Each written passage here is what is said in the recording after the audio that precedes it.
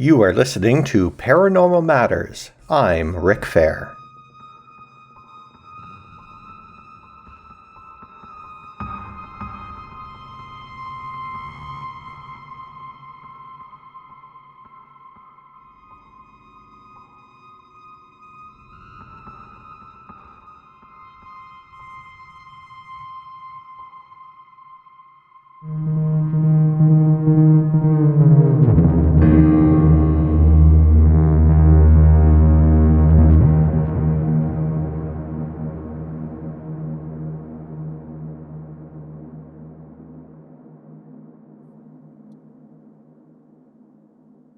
All right, I'm joined by a friend of mine, Greg Bishop, who is at his home in LA. Uh, First few interviews I did were in London, Ontario. Of course, the first one I did was with Susan Demeter, who was joining me from Italy and is a good friend of Greg's. And welcome, Greg. I appreciate you taking your time to help me out with this. I appreciate you asking me. I'm not helping you out. We're having a nice talk. Of course. Well, it is helping me out because I am, I guess, a baby when it comes to podcasting. But yourself, you've been doing it since maybe 2004. Is that correct? Yeah, I don't think it was podcasting till about 8 or 9 or something years ago. Before that, I was just posting, and I'm still doing the same thing. I just post it right on my site at radiomisterioso.com, but I don't, I'm not sure I want to switch over to YouTube and all that other stuff and um, Spotify, etc. I think I'm on Apple Music and that's it. Yeah. Yeah, Well, and my website. So I put up a thing saying, "Okay, it's out if people want to hear it." And well, I kind of don't want thousands of people bothering me. I just want people that want to hear something to hear it. yeah. Well, your show does have an excellent reach, Radio Misterioso, as you said, and I'll post a link to your website so people can check it out. Now, you and I were chatting a couple weeks ago, and in addition to publishing multiple books on UFOs and paranormal topics, you published a journal, The Excluded Middle, and you've done many things that I would say are off the beaten path of ufology and UFO research, which I'm ultimately thankful for, and many other people are ultimately thankful for. And one of the things that you were a lead on was developing the what you see behind me, the ufology tarot deck. And so you see, I have the moon and the fool behind me. Uh, Whitley Strieber, and of course, the moon, focusing on deception. Now, when we were chatting a couple weeks ago, uh, we got onto the topic of art and how uh, art, excellent art, can really move you. And encounters with the unknown or paranormal, UFOs in particular, can also have a similar outcome. It's an experience that's inexplainable, perhaps dissociating you from the present and from the material reality that we're in. And so, as we Yeah, were chatting a couple weeks ago, we thought, hey, what if we just had an open discussion? You supply me with some paintings, and that would be a prompt for our discussion. yeah. I don't think all the paintings I supplied you with are example. Well, about half of them are examples of being transported or being where your senses and your awareness is transported into something else, being an experience of the art. Um, but a case can be made that any art that speaks to you does that. Yes, and when you So, were using because it, some of these have to do with paranormal, quasi or totally paranormal experiences, and some don't. yeah, or spiritual experiences as well. Yeah, yeah, exactly. I And was putting them under the same heading, but yeah, yeah, and exactly. when you were talking about a recent trip to New York, you had an experience at the Met, the Metropolitan Museum of Art, that if I was listening to somebody in a different context, they could be speaking about a spiritual or a paranormal experience. Yeah, that happens to me. I mean, it happened once when I was with somebody I was going out with, um, at least in my memory, in my living memory. And the other time was this visit to the Metropolitan.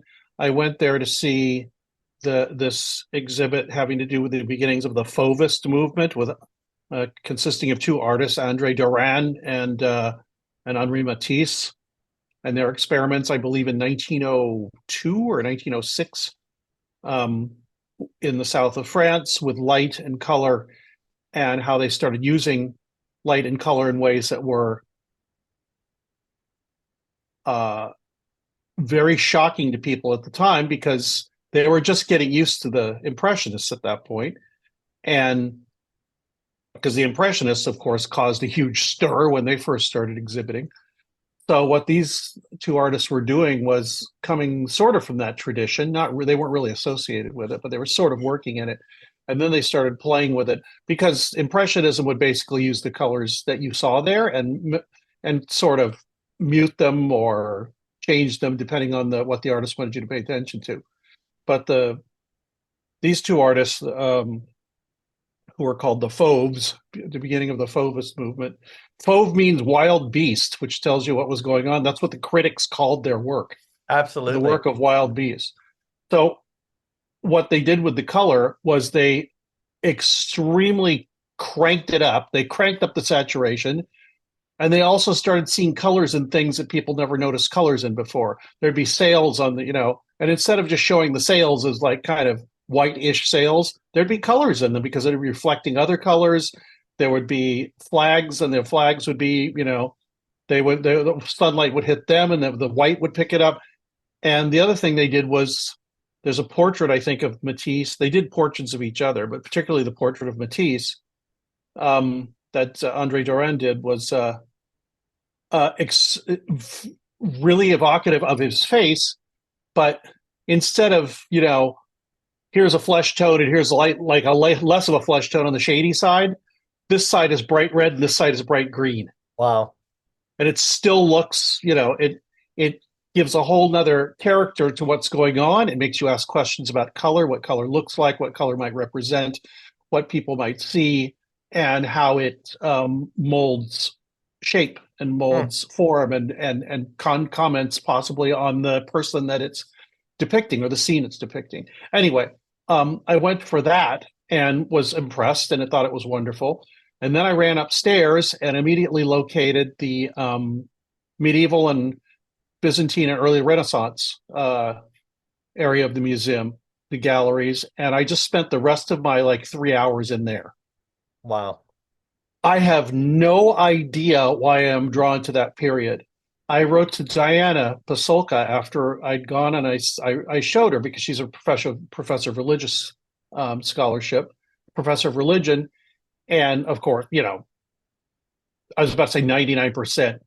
Well, actually, 99% of that kind of art is religious. 1% might be portraiture, and usually in the context of a religious painting. But what I told her was, I said, I'm reacquainting myself with this period of art, and because everything's the faces are starting to look more like faces instead of that medieval looking that they started to look like actual faces and actual people. To be sure, a lot of them looked the same because the artists were just figuring out how to do individual faces, but there are beautiful faces. And the backgrounds occasionally, or a lot of the time, especially earlier, were just all gold. There wasn't a landscape. There wasn't a church in the background. It was just gold. And then the figures, and occasionally they would be saying something like, Hail Mary, full of grace, whatever. It's in Latin, and it's coming out of the person's mouth and printed onto the gold, embossed into it. And I told her, I said, this is it's like some weird unknown 20th century art movement that nobody paid any attention to. Wow. But it's from the 13 to the 1500s, So what amazes me about that, and even going back to what you were mentioning about Matisse and the Fauvist movement, is in our contemporary world, we are inundated with the duplication, the reprint. Yeah, we So borrow from the past. we're saturated with it. Yeah. However, you have to put yourself in that position 123 years ago, Yeah, 700 or years five ago. or 600 or 700 years ago. Yeah. So how transformational would that have been for the viewer's consciousness to witness something that was so enthralling that Yeah. there's no going back? Yeah. And It'd be like taking somebody from the 1950s and putting a VR helmet on them. They wouldn't yes, know what to think. They'd be like, somebody did this, somebody made this. This is a man-made thing. I'm sure that's what a lot of people thought when they saw these paintings or saw stained glass or anything like that. Stained glass was like the video of the time. It's just this thing that emanates light in color with shapes. But what I wanted to say about what I was doing in the museum, as I went through these galleries with all this early Renaissance art, I started getting emotional and very happy, and I felt like I couldn't feel my feet anymore. I felt weightless. It was very strange. And I noticed it, it's like, oh, there's that feeling again where I feel weightless. I mean, I could feel myself walking and all that, but I couldn't feel the weight on my feet.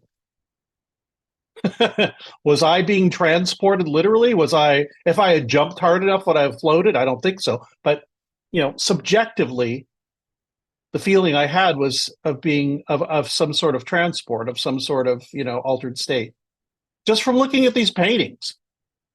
So, I don't know if I'm a reincarnated person from that time, or I don't know what it is.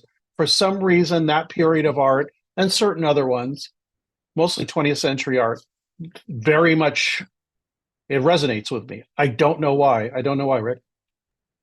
well, again, I think it on the surface level, at a distance, I would say that that transformational experience we can say has some correlation, or at least a rhyming pattern with encountering something unknown that does not Yeah. fit this reality.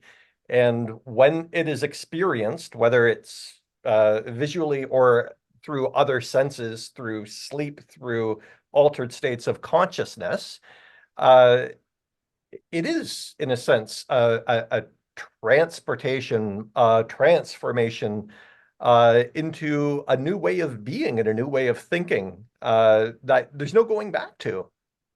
And the art that you had sent me, Yeah.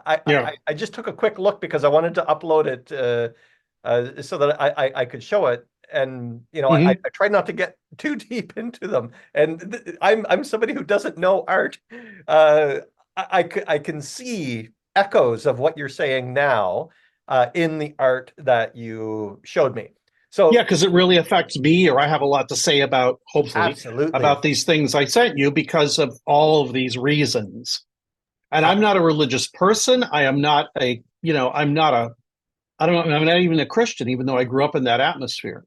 I don't call myself a Christian, but these Christian themes and the way they're presented for some reason fascinate me. Oh, absolutely. So I'm going to go to the first image. And so this podcast is going to be both video and audio. And for the folks who Hmm. are enjoying the audio, it's going to be a theater of the mind. Well, maybe we'll describe what it is a little bit. Yeah, we'll describe what it is a little bit, but I will also post links to it.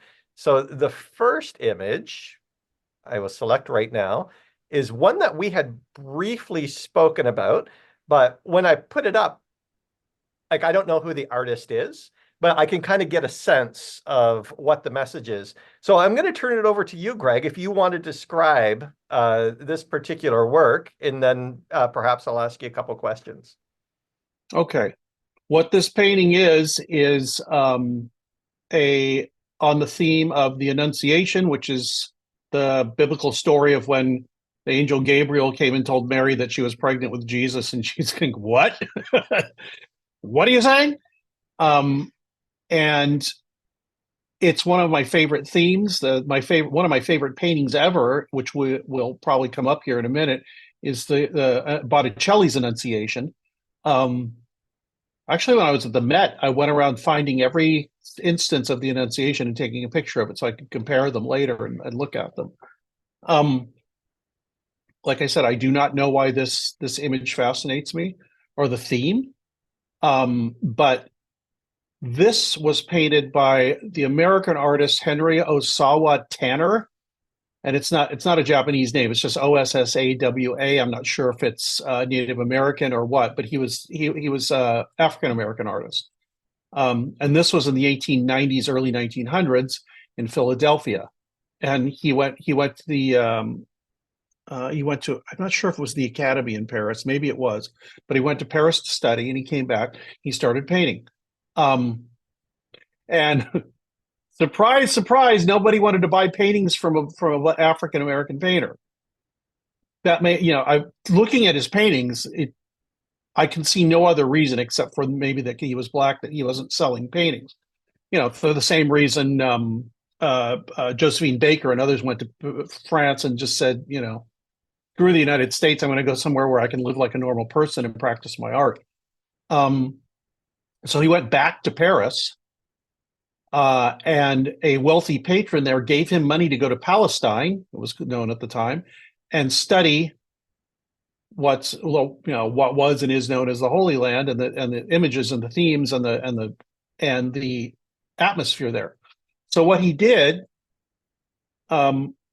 was he painted not really a contemporary, but more like a kind of a universal view of what somebody being confronted by something that they could not comprehend at the moment and being completely startled by it. Except it's not like these Italian paintings where she's got a big halo over her head and everything's very fancy and there's one point perspective and all this. It's just a humble Middle Eastern woman sitting in a Middle Eastern house with stone walls or plaster walls and a hearth, and she's sitting on her bed. And instead of an angel standing there, and actually, Diana Pasulka, Diana Heath, he is now. She told me about this painting, and I looked it up, and I was just completely fascinated. Instead of an angel, there's just a vertical shaft of golden light. That's it. And it's the only source of illumination in the whole painting. Everything else, I think there might be a fire back there, but the shadows are thrown based on that. It's a physical presence, at least the light is, but that's all it is. There's no angel there. There's no figure. It's just light. And it kind of stunned me. It's like, why wouldn't he show an angel? Why is he just showing this light? And the thing is, when you go over the history of interaction with at least the divine and now with UFOs, a lot of it has to do with light and bright light and light that you can't ignore. And so it fascinated me that this divine presence would just be represented as a golden shaft of light. It looks like basically it looks like a yellow fluorescent tube with a diffuser around it, really, or a neon tube or something like that. But it's just floating in the air. And so it brings up questions like, is she seeing a golden shaft of light?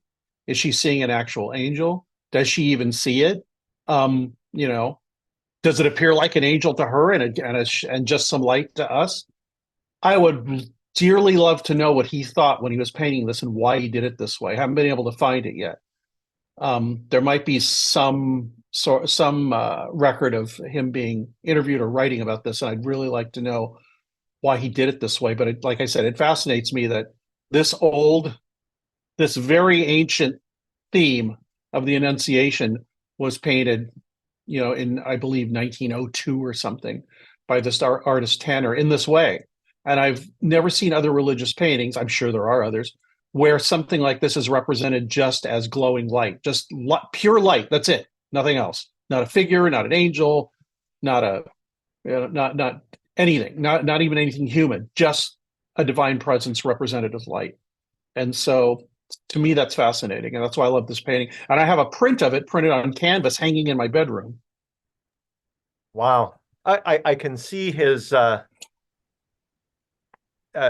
Tanner would have had the awareness that the ineffable does not have form, such as it would have in uh, painting traditions up until then, especially in the Christian tradition, where an angel is an angel. Look, they have wings and halos and so on. I like that Tanner takes that step and says, no, the ineffable is the ineffable. Yeah. However, Yeah. I will show you light. Yeah. And light is associated with, well, illumination. I mean, it's literal illumination, which also stands for, of course, being inspired or having a brilliant idea or whatever, or even a religious experience where you're illuminated. And so he's taken that and made it literal. It's all it is illumination. I would love to see somebody later do this. I'm sure other people have done this, have treated this theme after Tanner, but I don't know. I haven't located it yet. I'm sure a cursory search could find some more some later examples of enunciation. I would love to see what Roy Lichtenstein did with it. Well, you know, his Tanner's, I don't know Lichtenstein, but Tanner's use of color in particular, and I was thinking about this a bit earlier when we first started chatting. It reminds me of a quote from the Ojibwe artist Norval Morrisseau, and I might have shared this with you at one point. Mhm. In the book The House of Invention, which is one of, I think, a few biographies of him, in which he was talking about this transformational experience in which he was in his sleep was brought to the House of Invention. And he described it as a sort of indoor stadium sort of structure. Mhm. And the beings that walked with him brought him up to a screen at the center of this stadium. And he said all of these colors that he had never imagined before were being put on display. And he was so enthralled by the use of color and light. And at one point, he came to and he asked the guides, why are you showing me this?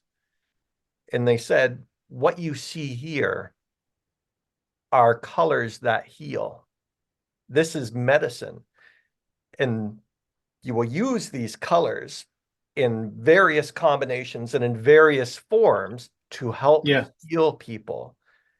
And that for him was a transformational experience. And I can see how Tanner understood color and understood how to use it in a way that is evocative of the angel Gabriel. Mhm. Yeah. What you would either have this completely blinding white light, or what he chose to do, which harkens back to the medieval and Renaissance, early Renaissance stuff. It's golden. It's gold light. It's not silver light. It's not white light. It's golden. And so that interests me too, because it does harken back to those gold backgrounds where those were describing a sacred space that that may be another reason, and I'm sure it is, that they didn't have little towns and cities and landscapes in those, not because they couldn't paint them, but because it would take away from the illumination. I mean, take away from the religious and the holy quality of the message that was being presented.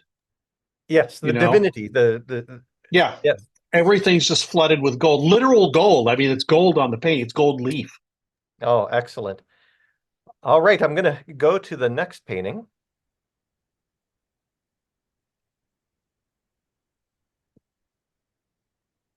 I don't know if you Yeah, can see that. I yeah, I don't know can see the it. artist and I don't know the name of the painting. I'll let you take it over. What do you think the theme is? Oh, geez, with that one. You see, this is one that I didn't actually take a good look at, but Well, look what's happening in it. I can kind of see it because my head is in the way. Well, there's a figure on the right and a figure on the left with wings, and the figure on the left appears to be saying something. The figure on the right has her hand up and is going, "Oh."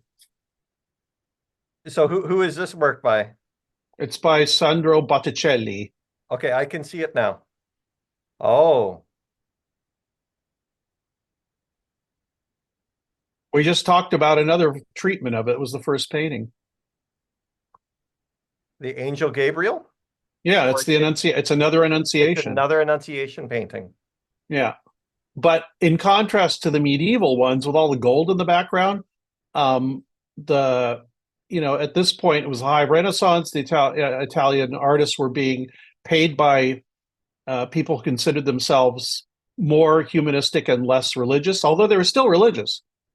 But they didn't want. And there was there's a rediscovery of classical Roman and Greek uh, thought and art and all that, and this affected the way artists were working and what they were allowed to depict. And so instead of the background of either gold or a desert or something in Jerusalem, that basically is a view of probably somewhere in Italy with a hill town and a river going down the middle. I mean, I don't think it's Florence because Florence doesn't have topography like that, and those aren't the buildings in Florence. I'm sure it is a real place. It very well may be, but it looks more like Italy than the Middle East, which is supposedly where this happened. So the artists were putting, and it's not in some humble, hovel that Mary would have been in. It's in this very fancy room that almost looks like a rich person's house or a church. And she's got a book there. Apparently, she was reading scriptures or something. And this very beautiful angel with shimmery wings and very diaphanous kind of fabric swirling around, holding a lily flower, which is, I think, a symbol of purity, is coming in and putting his hand out. And Mary's kind of freaking out and going, I mean, it's a very subtle kind of freak out. She just has her head down and she's backing up like, oh my God, what's this? It's a very theatrical kind of it's almost like looking at a scene from an opera, actually. But the reason I like this painting so much, well, I don't really even know why I like this painting so much. I've just liked it since I first saw it in art history when I was in college. And one of the main reasons I like it, I think, is it's extremely well composed graphically. It's got one point perspective, meaning there's one vanishing point, and it's somewhere in the middle of the picture up at the window up there. But if you look at the floor tiles, they all have lines on them. Basically, that's how he probably gridded out the painting so he would know what the perspective looked like. This is going to be further back, so this is going to be smaller, and the windows are going to go along those lines of vanishing point lines, all that. But the thing is, the vanishing point is basically right in the middle of their two hands. There's a negative space in between those two hands where nothing's going on. It's just space. But that's basically where that's where the message is being conveyed between those two figures with these outstretched hands. And so the negative space is the most important thing in the whole painting. It's basically the center of the painting. All the perspective lines lead to a point behind those two hands. And when you look at look at things in the painting, specifically Mary's body, the way it's curved, and the angel's wings, and the drapery of the angel, the garments it has on. If you look at it closely, at her face and the lines in Mary's clothes, they're like concentric circles. They're like a bullseye. So, the theme is not only the theme is not only conveyed through the figures, it's also conveyed through the composition. The most important thing in the painting is the message that's going between these two things, between Mary and the angel. And it reminds me of the creation of Adam, where Adam is sticking his hand out and God is sticking his hand out. And in between, there's this negative space. And that's where this power is flowing between, God and whatever he's creation of Adam. And I think the same thing is going on here. All the energy is concentrated in that one place in the middle of the painting. That's in the exact center as dictated by the rest of the things of the painting, the perspective, the figures, everything. And to me, it's like I said, it's if you were going to make a political poster, you could take out all these lines and all the detail and all the shading and just make it almost into a graphic cartoon-like image, like a cover of The Economist. Whoever does The Economist covers is an amazing graphic artist. And because of that, the message becomes much clearer. It's not, it's not diffuse. It's very, very specific and very focused. And so that would make the religious people happy. It made Botticelli happy because he could do this art. It made the patron happy, who was probably, Lorenzo de' Medici, who knows, one of the Medicis, but some rich patron. Everything in this painting was of its time. And I have mentioned this before, but the cover of UFOs Reframing the Debate is based on this painting. Really? Yeah. Miguel Romero, who did the cards, had created this cover, and in the middle there were two hands like this, like a frame, like somebody framing a film, like a director going like this and trying to see what the frame looked like. But it was called Reframing the Debate, and it was about UFOs and different theories of UFO origin or whatever. But he had the same thing. He had two hands and then nothing in here. And he said, "What should I put in there?" And first I said, "Nothing." He said, "Well, there's got to be something there. I want something there." So I said, "Okay, well, we'll put a UFO in there." And maybe it was his idea to put UFO in there. And I said, "Don't put anything." He goes, "No, I want the UFO in there." I was like, "Yeah, you know what? That's what the book's about. That better be there." And he said, "What should the UFO look like?" And we talked about it, and between us, we've decided it would. First, I said, "How about it's out of focus?" Or he said, "It's out of focus." I can't remember who said what, but I said, "How about?" Or he said, "How about if the image isn't quite lined up?" And I said, "Yeah, like if it's a 3-color process and the printing plates weren't quite right. So it's 3 or 4 images of like a red, a blue, and a green UFO just kind of offset from each other because it's not clear yet." And then he said, "I've got a blank background. I don't know what to do with it." And that's when I thought of this painting. And I said, "Is there some way you could represent concentric circles coming out of it, like a bullseye?" And he came up with crosswords. They're square, but they're basically square concentric squares going out from the center. So the center is this square like this, but made by the hands. And then there's these square concentric crosswords, and they all say things like, UFO and perception, and they're just words, but they're words relevant to the book. And so I keep thinking about that. It was like a 3-hour conversation we had over the phone or over Zoom or something, talking about how we wanted to compose this. And it was probably 90% Miguel just like doing the work and thinking of these things. But I was like, "How about you try this? How about you try this? Why don't we try this?" And he took some of those ideas and melded them with his own and came up with this great cover. But it's based on, partially on Botticelli's Annunciation. Wow. Well, you and I have spoken about that use of negative space, but not in art, but in music. When this is done and you're following a progression, and there's going to be a shift in the chords or a shift to chorus or whatever, and then there's silence.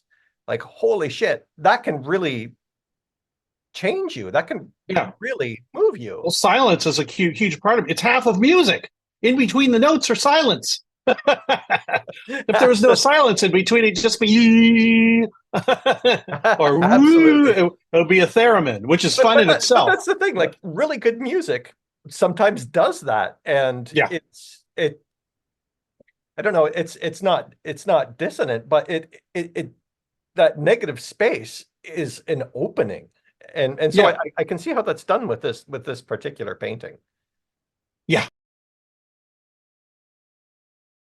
I wrote a little essay about this. In fact, I kind of want to find it because it says, it says in the essay kind of what I want to say about it.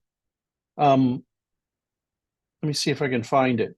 But what this is there was a series of paintings that Goya did basically for a patron. This wasn't for some it was a commission. And the commission was, I mean, because usually he's doing portraits of the royal family or something religious. That's where he made most of his money. That's where most of his work and patronage came from. But sometimes people would ask him to do things like this, which was a series of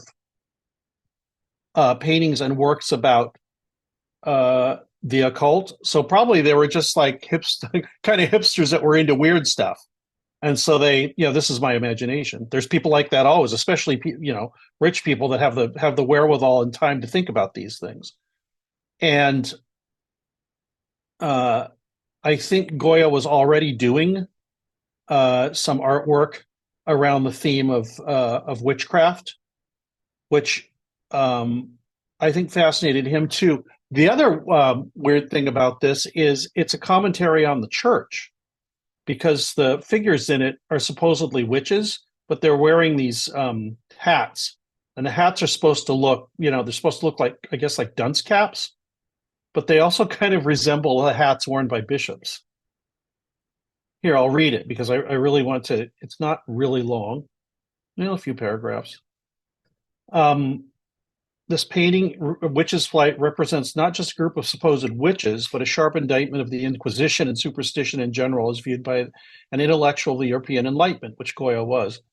The work was completed around 1797 by Francisco Jose de Goya.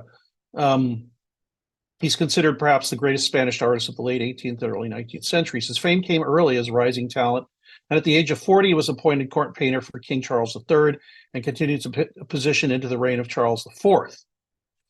He also accepted commissions from wealthy patrons throughout his life, like this one. In 1792, he suffered a severe illness which left him deaf and marked a decided turn in his work to move to more somber and thoughtful subjects.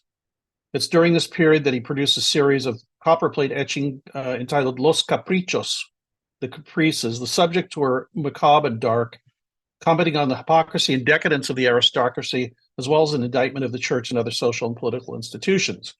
Perhaps the most iconic and well-known from this series is entitled The Sleep of Reason Breeds Monsters, which most people probably know about. It was also during this period that Goya produced a series of 6 paintings on the theme of witchcraft. The paintings, probably the most well-known is The Witch's Sabbath. It's the one where a bunch of witches are around this big goat-headed thing in the middle. Concern the subject of witches and their supposed strange and grotesque rituals. The floating figures appear to be either feasting or drawing the life out of an unfortunate man in their midst. Like depictions of angels, the witches appear to be purposefully androgynous. The figures wear pointed hats that mirror mitre caps worn by bishops and popes, which places a symbolism in the realm of direct social and religious criticism. Goya protected himself from the Inquisition by also depicting the headwear as a coroza, which was a type of hat that the church forced heretics to wear in public as a sign of their transgressions. The message is clear. The actions of the Inquisitions are no better than the heresy and superstition which they condemn.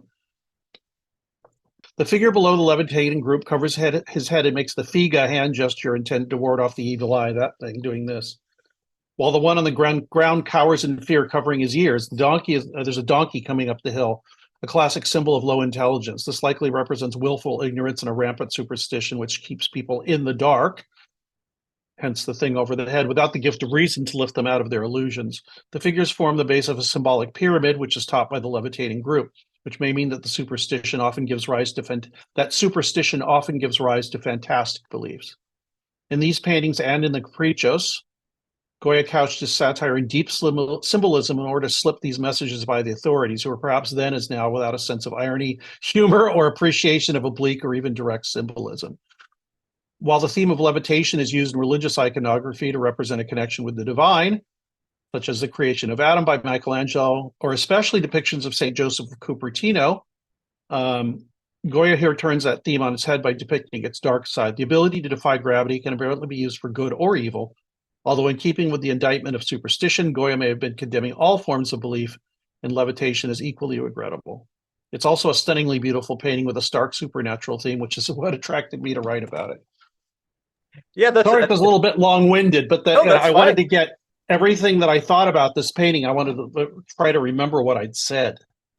Yeah, that was going to be my question. What drew you to the painting? I'm trying to think. Well, because it deals with a supernatural and superstitious theme. Um, it is atypical, especially for people that know Goya.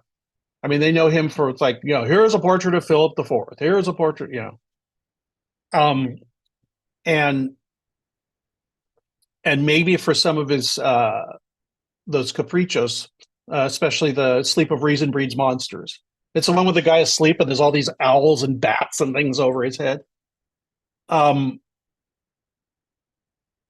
I think he was, at that point, he was saying he was an Enlightenment person. He was saying all this superstition is keeping us from doing anything useful. All we do is go into church and pray and hope that the divine providence will deliver us and all that. Instead of just using our brains and saying, what can we do to improve our lot, and doing these things. And I think as an artist and as a secular person, he felt it was kind of important to start saying these things, even if he had to say it in code, which is what many people.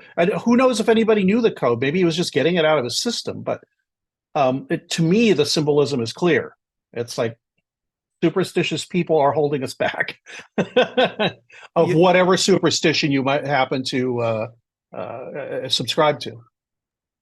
You offering this insight into Goya's witches paintings puts more dimension to the Cree artist Kent Monkman's Madhouse paintings. I love that thing. The one you showed me was amazing. Yeah, so it's similar. So perhaps we'll say, instead of superstitions, perhaps it's the entrapments of the dominant colonial society that incarcerates people of color, indigenous people. And basically it's the opposite in a lot of ways. Yeah, you have these figures being elevated up into the sky while security officers and people of uniform are imposing great violence on people who are indigenous people who are cowering on the ground. So like you're talking about what's holding us back, the superstitions of the church, the ritual holding us back from reason and enlightenment. I can see echoes in some of Monkman's work through the Madhouse paintings. So I see a lineage. Yeah, like I said, almost exactly the opposite. Although he's not saying superstition is bad, he's saying that the native spirituality and belief systems are right there in front of somebody that's yelling and screaming, saying, "You can't do that! Don't do that! Stop doing that! Stop or I'll shoot," or whatever he's doing. And it's the thing is, if you see the painting, it's directly using this as a source. It's absolutely the same composition, really. Yeah, but absolutely. He's used it as satire. He's used it as social commentary, which I love when artists do that, when they take an old theme and then they twist it. We kind of did that with the ufology tarot cards. And not because we didn't do it for satire. Well, a little bit of satire. Mostly it was honoring these people. But you take that's why I said about Lichtenstein. He's the one that did all those paintings in the 60s that look like cartoons, look like comics, but really big. It's like I said, it'd be interesting to see what he did with an Annunciation. He did a whole series of paintings based on views of a cathedral, I think it was a Rouen cathedral, that I think Manet, either Monet or Manet, had done a series of this front of this church as a series of impressionist paintings. And they almost look like different buildings, but it was just different lighting, different weather, different. And Lichtenstein did it just with like that comic book dots, except the dots are huge. And you can't even tell what it is unless you stand about 30 feet back. Then you go, oh, that's those cathedrals. And there's like 5 of them. They're actually in a gallery in downtown LA. I saw a few weeks ago. But, when you use an old theme that people have, at least, especially artists and people that are, art critics or historians know about, and then twist it, you can say a lot more sometimes than just something new. And we know that you were talking about media and things like that now. I mean, almost everything we see is a takeoff or a send up or a reimagining or whatever. That's going on now constantly. And Mm. it's wonderful. I mean, I have no problem with it. Yeah. But yeah, I mean, it's got a massively long history in the visual arts, and it's one of the things that really I'm really fascinated by. It makes me happy too. It's almost like the artists are doing stand-up comedy to me. Like, Yeah. I'm going to take your idea about this and twist it and make you realize some of the weirdness and the hypocrisy or whatever's going on now is the same thing that was going on then. Those kind of things are they never die. It's always fascinating, and it's a lot easier to get people to listen when they already have that um, a visual vocabulary that has been provided by a great master. And Goya himself was doing it, right? With all of the cultural symbols that would have been known, and then Yeah, inverting them and throwing them right in your face. yeah. I mean, I look at the I should say that. I mean, I look at this painting as high social satire and commentary and even comedy. It's a dark comedy, but I mean, you start thinking about these themes, you're kind of like, are they dunces or are they bishops? I mean, that's kind of funny. Absolutely. And at that time, if he had been younger and in his youth, we wouldn't have seen many paintings following this. Probably not, because he was respected enough, and two, he knew how to put double meanings. They say, what is this? Are these supposed to be popes? Like, no, those are witches that are against the church. See, they have the hats on. Oh, okay. Like I said in the thing, is like, a lot of authority figures don't understand satire, symbolism, and things like that. They're very Absolutely. literal. And that's the same today as it was back. Yes, exactly. Yeah, I said then as now. I think it's the same thing. People Right. that are in charge have no sense of humor or subtlety of thought, or Yeah. they wouldn't have gotten to where they are. So I'm going to go to the fourth painting. And you Oh can, yeah, so I don't know the artist. I don't know the title. All I know is these two characters are over my shoulder here. yes. I wrote about this one too. I don't know why I kept putting in things that I wrote about. It's The Feast of Samhain by Leonora Carrington. And I wrote about this on October 31st. As one would. Yes. So Very what short. I can tell you what I think about Go it. ahead, please. Well, okay, let me see if I can call it up on my phone first. Okay. Yeah, This is I'm going to be referring to something. notes, so you find some notes too. Yeah, I'm going to edit this out because I want to look at it. Yeah. She was British and a surrealist, and she moved to Mexico in the 1940s, I think, or late 40s.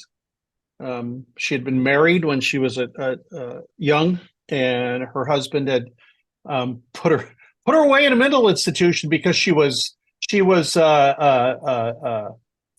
strong-headed and forthright and all these things that she shouldn't have been. Mm. So after a while on that, she said, "Screw this," and war was starting in Europe, and she said, "Screw all of this," and she moved to Mexico, and that's where she gained her greatest fame and was able to do her greatest work. And this is one of the things she did. Did you find your notes?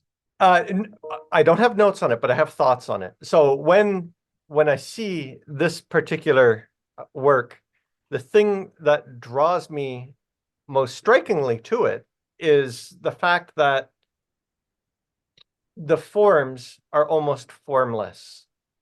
And there's an interplay of light and dark in the two dominant forms, which Mm-hmm. you see one, I would say the feminine one with the V shape head or the U shape head.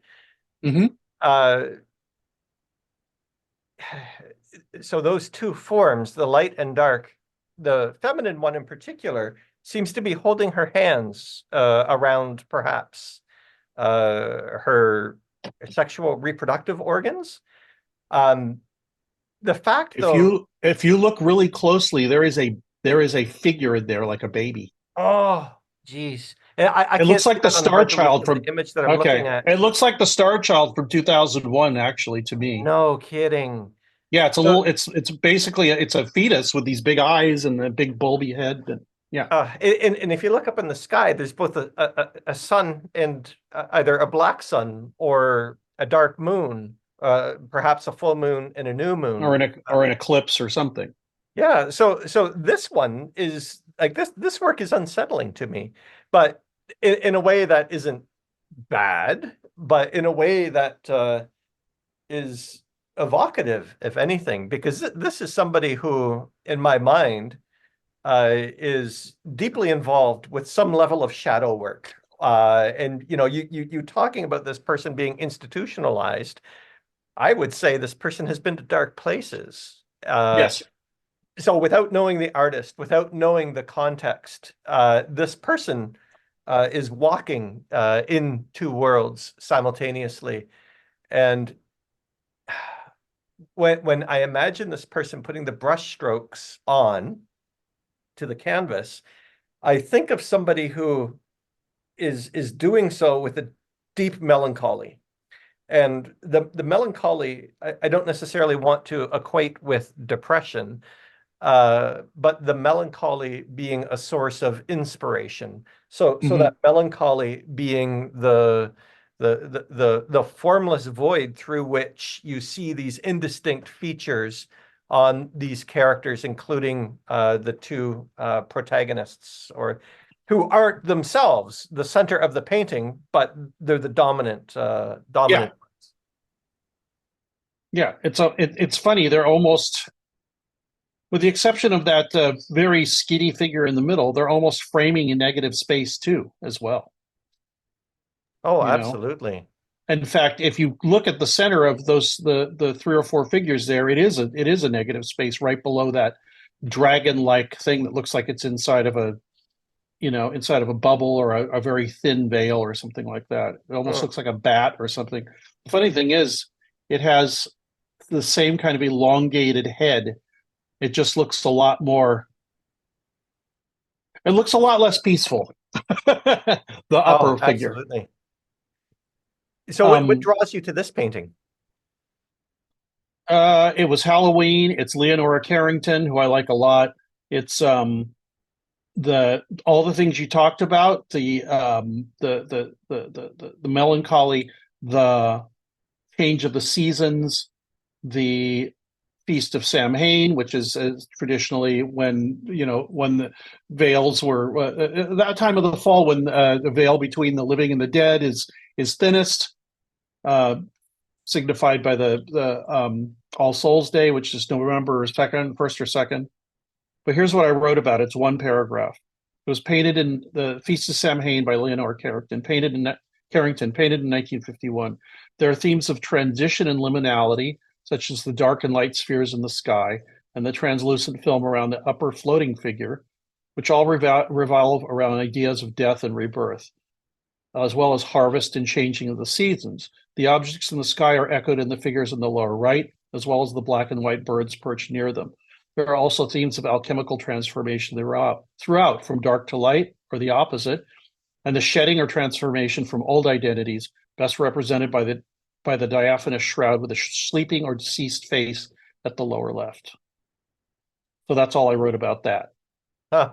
No, yeah, this is somebody who's definitely involved in shadows and darkness. Mm-hmm. But Mm-hmm. that's what's interesting to me. If you look at, That's not all of her paintings, just this one. well, this one in particular. But if you go back to the very first painting that we talked about, Henry Ossawa Tanner, uh, Yeah.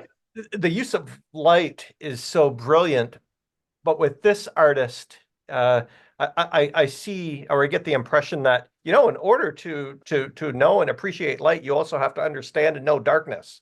So here's a Yeah. composition of both light and dark in transformation and transition with one another. We were just talking about that with the music. Yeah, You can't absolutely. have sound with no sound. Yeah, You can't have absolutely. no sound. Either of them by themselves mean nothing, but together they create a dichotomy. where all these meetings and things flow from. You have to have comparison. You can't just have one thing. So yeah, Absolutely. light and dark in this one, and lot of transitions from light to dark and dark to light. Mainly Absolutely. light to dark because it's Samhain. It's when the days are getting shorter and the weather's getting colder, and harvest, as in harvesting souls, whatever you want to call it. All of this is going on in this painting, and it's being dealt with on a symbolic level that really intrigues me. Hmm. And they're humanoid figures, but also animal figures in it too. And the humanoid figures, if you didn't have humanoid-ish figures in it, it'd be a lot less accessible, I want to say, because you can connect to these figures. They have faces and bodies, and they look humanoid-ish, with the exception of the one in the middle, which they have arms and legs, but they almost look like birds' arms and legs. And then there's a couple of cheetah-like, cat-like animals as well, cavorting about. But yeah, that's another thing. It's a comparison between the human and the animal worlds as well, and the sometimes the very um, thin veil between those two things. So you mentioning this, I get notes of Whitley Strieber in the representation of humanoid but not quite human figures, and in these animal beings that may or may not be quite animals either, and Yeah, them having a mischievous presence. And of course, Whitley being the figure represented in the Fool in the ufology tarot. yeah, yeah. And he's got a couple of animals with him. He's got his two cats. Yeah, The cats that absolutely. were present in the cabin when all the first one of the things he wrote about in Communion were going on. He writes about those cats, and he sent us pictures of them so that Miguel could depict them on the card. Instead of a little dog telling the Fool not to run off the cliff, the cats are saying, "Go ahead and run off the cliff. We don't care," because they're cats.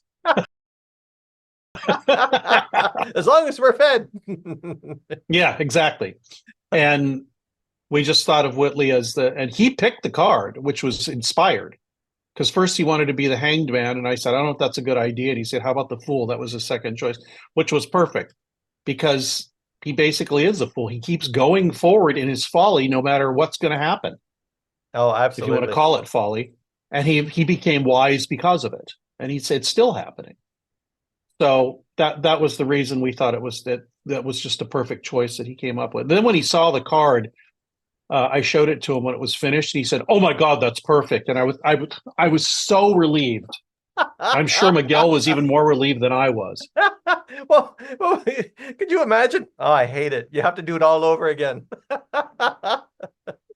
Yeah, No, the three living people that are on them actually liked the cards the way we did them, and we didn't ask them how to do about anything. We just said, like Jenny Randall's, we said, "What are some of your favorite things and your favorite flowers?" And she told us all these things. and And Jacques being the third, right? yeah, Yeah. and I didn't ask him about anything. I showed him the card. That was the first one Miguel did to get his approval, because if he wasn't going to approve it, we weren't going to do it, because we wanted him as the magician. If he didn't want to be in the cards, then I'm sure it was just because at first when I showed it to him, he said, "I don't think it's a good idea," and I went, "Oh well, there goes that."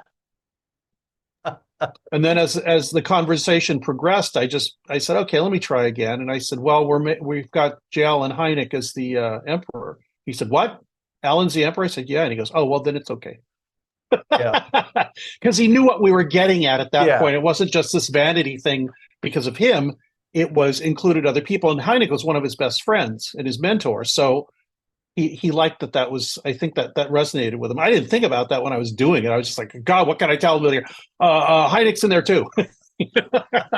Well, it worked. Yeah. All right. I'm going to move to our final painting, Okay. and that is this one. Once again, a piece of art I have absolutely no knowledge about, don't know the artist, and am not familiar with the subject because I only uploaded it to uh, uh, To Zoom wow, look at today. that. Well, I'm going to have to look up the picture I took So you took of this the photo.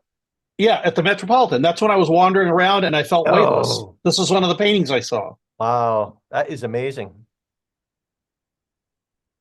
This is and just it's the creation of like the oh it's the it is the separation of the land from the water. That kind of part of creation. What is it? The sixth day or something? Maybe no, it was before that. I don't know. I don't know my Genesis that well, but it's that, and then for some reason the expulsion from the Garden of Eden on the right. Um, Let me find this in here and find what the description says when I was at the museum. This is by Giovanni di Paolo, Italian, from Siena, 1398 to 1482. This is the creation of the world and the expulsion from paradise, 1445. Tempera, which is an egg-based paint, egg yolk actually based paint, and gold, and you can see the gold there in the upper left on wood. And I'll just read it. It's a one little paragraph. This masterpiece of Sienese painting combines Giovanni di Paolo's exquisite visionary effects, inventive power, and narrative detail. Bathed in golden light, God the Father presides over the scene of creation, in which the universe appears as a celestial globe. Oh, it's creation of the world, but I look at it and I see land and water, so I figure it's the separation of the water. At the right, an angel expels Adam and Eve from paradise, together with a scene from another scene from paradise, which is in another gallery of the another gallery of the museum. This panel may form the base of an altarpiece. So yeah, a lot of these paintings they have are from giant altarpieces that had 10, 20, 30, 40 paintings in them depicting different scenes from the Bible. And maybe you know what this is? I look at it, I think about it. You know what this is? To him, this is the beginning and the end, the alpha and omega of the first chapter of the Bible. Absolutely. Like I could see God pointing down to the earth, Yeah, basically saying, look yeah. what you could have had. Yeah. And if you look, I'm looking really closely. Oh, that's why it's round. If you look really closely, the signs of the zodiac are all those little dark things around the edge of that blue circle, the darkest blue at the edge. Those are the signs of the zodiac. So that's the sky. That's the heavens. Ah, no kidding. Huh. So that's the heavens and the earth. So in the beginning, God created the heavens and the earth, and that's what he's doing. That's the first thing he did, according to the Bible. And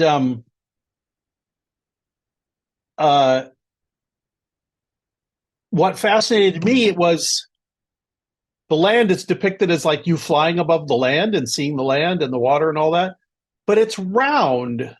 The universe and the world and everything is depicted as a circle, the symbol of wholeness.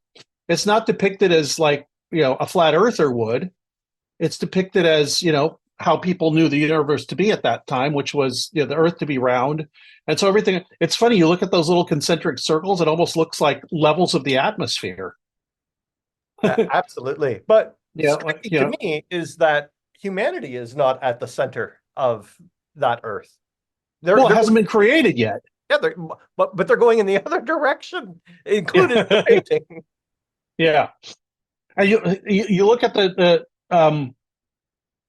if you look really closely around the God figure, it looks like he's got little like spikes or something sticking off of him. Those are wings. They're angels' wings with faces. He's surrounded by these blue winged faces, which I guess the host of angels kind of going along and saying, "Go for it, God. That looks great. Good job." And then at the right, like I said, that's the end of it. I mean, everything was so perfect at the beginning, and then the original sin happens, and they're getting kicked out of the guards. Like, that's it. No more nice time for you. Yeah. I noticed. Yeah, take one last look at the trees of knowledge as you go by them. Yeah. I didn't notice this before. That's very funny. Adam and Eve have no drapery covering their genitalia, but the angel has a little flower in his crotch. But they're supposed to be androgynous. So who knows what it's covering up? There shouldn't be anything there. But anyway, for the sake of modesty, Giovanni de Paolo has, I think that's the artist's name, has covered up the angel's crotch with a flower. That's actually very pretty. But it's just, to me, it's kind of stunning that's what. When I first saw that circle, I was like, "What is that?" And I walked over to the painting. I mean, it's like that big. And I was just fascinated that the world, the universe, and the earth was represented as this little picture with circles around it, framing it. This like symbol of wholeness. And you go to the right, and it's all being ruined because somebody did something bad. Yeah, in the inclusion of astrological symbols wouldn't have been as taboo back then. Astrology probably would have been taught at some of the universities in the Middle Ages.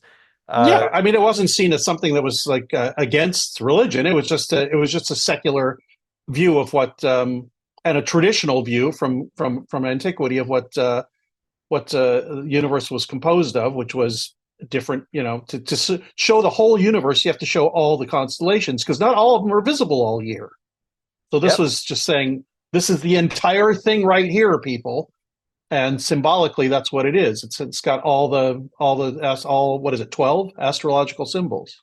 So, oh, this is fascinating. To me, it was totally stunning, fascinating. Yeah, exactly. And he's sticking his finger out he could be pointing at it, but also I think he's just kind of going ding, like it's a magic wand, but it's his finger.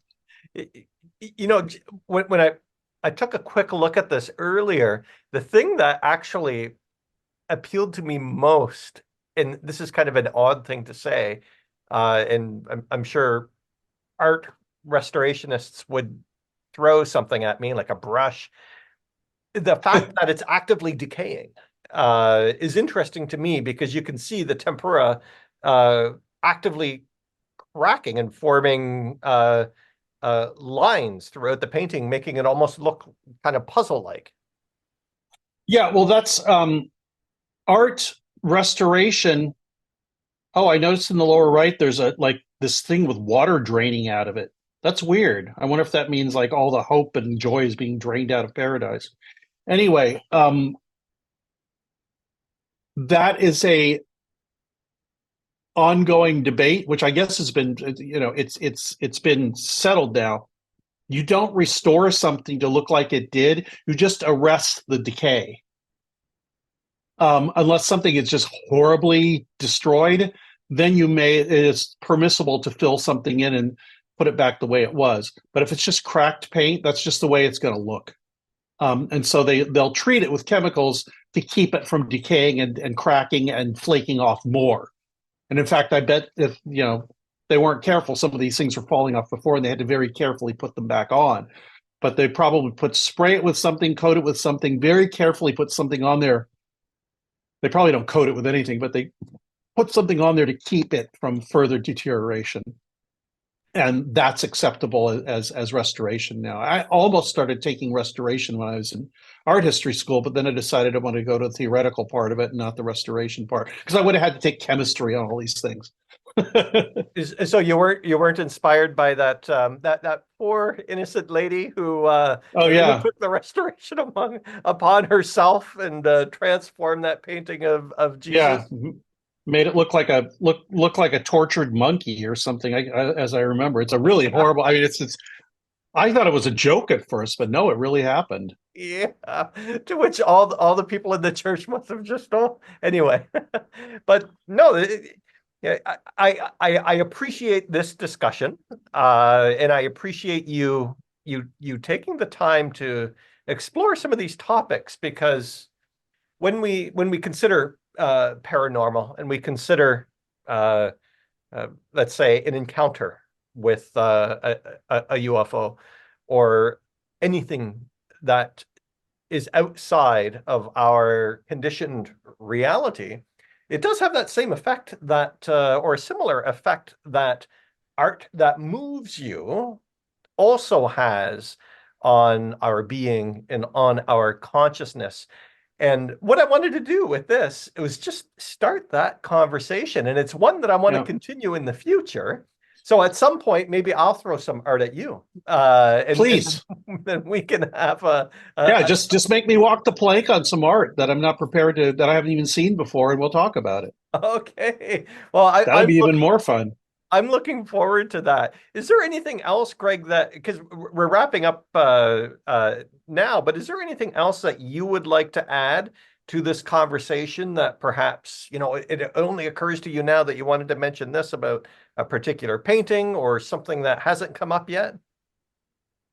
Not really, only that, and I've said this before, that, and you mentioned it and alluded to it at the beginning.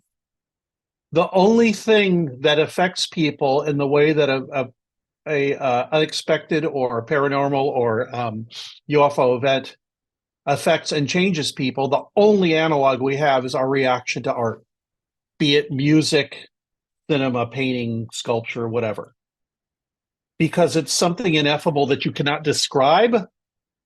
Some literature too, and poetry that you cannot describe, but it is beyond description, but it is a definite effect that happens to you and your psyche from seeing these images or experiencing a weird, a weird thing in your environment, and that in some ways for your psyche, of something, a piece of art that affects you is just as real as somebody smacking your finger or something. It stays with you. You remember it. It affects you on a deep level. And it's just an image. And ultimately, unless there's some physical thing, I mean, if you just see a UFO, that's an image too. It's something you just saw, whatever it might be. I argue, I think, in some of the things I've written and I'm writing is that what we're describing when we have a weird experience is our memory of it, not the experience of it. Because if you're standing there, it's going to be, the description is going to be slightly or quite a bit different than you remember it. Once your memory is encoded, pretty much that's the way it stays. But in the first few milliseconds, seconds, minutes, hours, even a few days, you're trying to reconstitute this memory of this weird thing that happened to you in a way that's not like getting robbed or going on a roller coaster or whatever, or going up in an airplane. These are things that are normally happening, so you remember them the way most people do. But a UFO encounter, that's something most people are just, they suddenly are like, what the hell is going on? It affects them in ways that we still don't completely understand. It makes people start religions. It breaks up marriages, It makes people mentally unstable. It bothers them for quite a long time in a lot of cases. And that's the most important part of what's going on with this, is our interaction with it.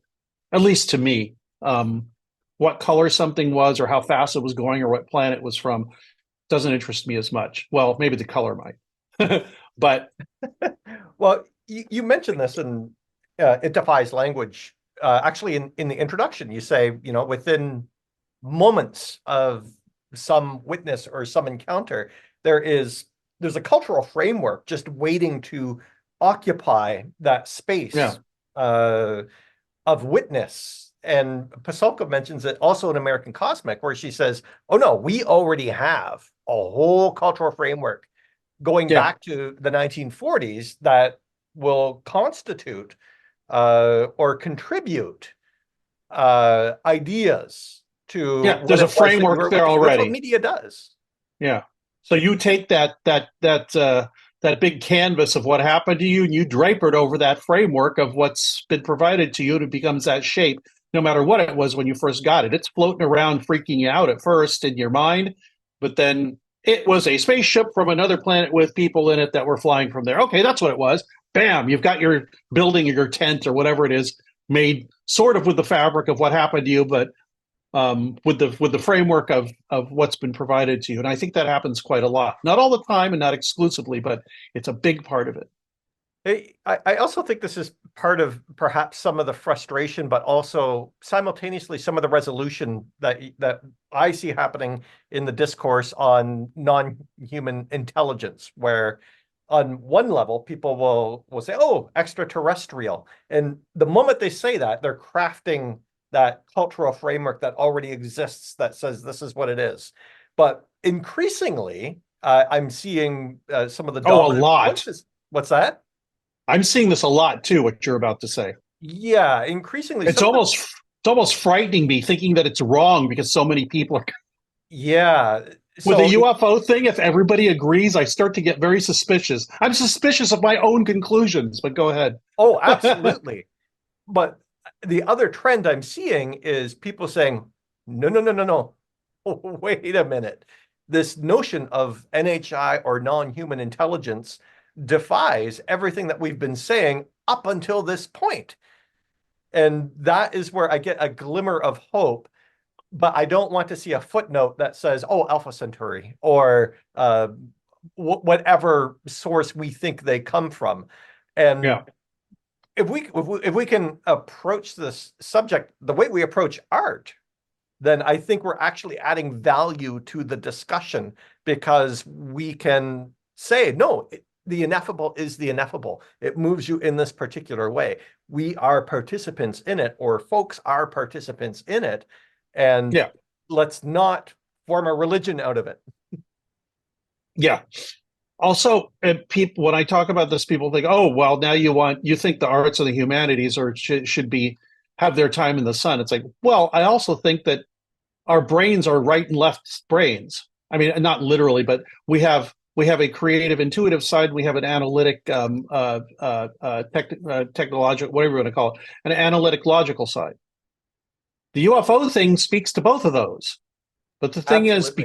because we think it's machines, we're only looking at it from the technological side. We're not looking at it from the side that where people's lives are changed in an instant. That's not something that goes in databases or in on anything like that. It is something that has to be addressed by religion and sociology and spirituality and priests and monks and whoever. These things are they have to be addressed by all parts of human experience, not just the technological. And we worship the technological because it gives us wonderful things like this conversation we're having right now over Zoom on computers and puts us in space and all these other things. And provides us with enough food if we're lucky enough. Just things like that. But that's not all of human experience. And the UFO addresses this huge area that we've in furtherance of materialism and technology, we have ignored. Oh, absolutely. Yeah. So what one parting thought is I've been thinking about this lately. The UFO in the experience is like a seed. Mm, Just let it be. And in time, the seed will be a story and it will grow as it wants to. Uh, yeah, so that's just my parting thought. But yeah, this is and that's something that, okay. It should be okay to have that yeah, happen. in this, My Go yeah, ahead. I was just going to say this is something that we can continue talking about in the future. But once again, I humbly appreciate your time, Greg. Uh, you've given me a lot to think about, and I'm sure the folks listening to this will enjoy it, and we'll have a lot to think about as well. I hope so. This is one of the most fun interviews I've done in a while because I never get asked about this stuff, Rick. Well, then we will have a part two then. We will. Thank you. Yeah, All I right. look Take forward to care, it. Greg. You too.